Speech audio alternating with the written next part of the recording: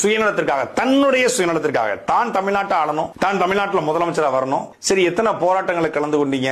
எந்தெந்த போராட்டங்கள்ல நீங்க மக்களுக்காக கருத்து வெளியிட்டு இருக்கீங்க? கிடையாது. 2023 வரைக்குமே விஜய் அவருடைய அரசியல் நிலைப்பாடு என்னங்கிறது யாருக்கும் தெரியாது. 2024 பிப்ரவரி மாதம் தான் அவர் தமிழக வெற்றிக்கழகத்தை ஆரம்பிச்சு அதுக்கு பிறகு தன்னுடைய சொல்றாரு. அந்த தமிழக வெற்றிக்கழகம் ஆரம்பிக்கப்பட்ட பிறகும் கூட அவர் இந்த லைம்லைட் பாலிடிக்ஸ்க்கு இன்னும் நேரடியா வரல.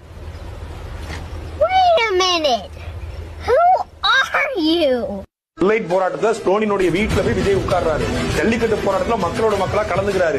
அனிதா இறந்த போது முதலாளா போய் வீட்டுல போயிட்டு அவர் ஆதரவு தெரிவிக்கிறார். இது எல்லாவற்றையும் தாண்டி கடந்த 10 ஆண்டு காலமாக விஜய் நடித்து வெளிவந்த எல்லா படங்களுமே சமூகம் சார்ந்த படங்கள். வாரிசு படத்தை தவிர்த்து விட்டு எல்லா படங்களுமே ஏதோ ஒரு சோசியல் மெசேஜ் இருக்கு. கத்தியா இருக்கலாம், துப்பாக்கியா இருக்கலாம், அதன் பிறகு பெருசலா இருக்கலாம், இல்ல பிகிலா இருக்கலாம், கடைசியா லியோ வரைக்கும் ஒரு செய்தி இருக்கு. பைத்தியம் எங்க பைத்தியக்காரங்க எப்படி பூட்டி வைங்க, உள்ள பூட்டி வைங்க சார். அவங்க நீங்க வெளியே விடாதீங்க, பப்ளிக் ரொம்ப டிஸ்டர்பன்ஸா இருப்பாங்க.